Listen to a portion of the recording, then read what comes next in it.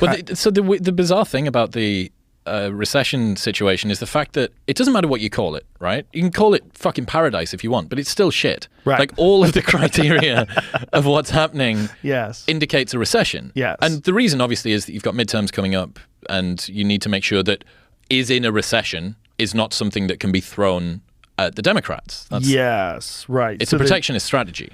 Yes. So no, don't use that word. Well, it's not. It's not because it's not defined in that way. Right. That's not the accepted definition. Right. Well, it was until very, very, very recently. That's wild. Well, that's gaslighting. And just that alone, is people would think that it's trivial because they are talking about this economic downturn, but it's not trivial because we've always used that term recession.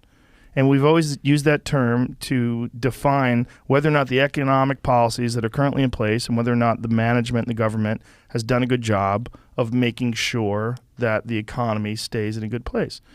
They definitely haven't done that. So in order to escape that, that sort of distinction, they're literally changing the definition, which is terrible. And it should be pushed back against in a big way. It should be something that people get angry about. Like, hey, you're fucking with definitions in order to pretend that you're doing a good job. Well, the reason that you attach a sequence of letters to something, right, is to represent what that thing is.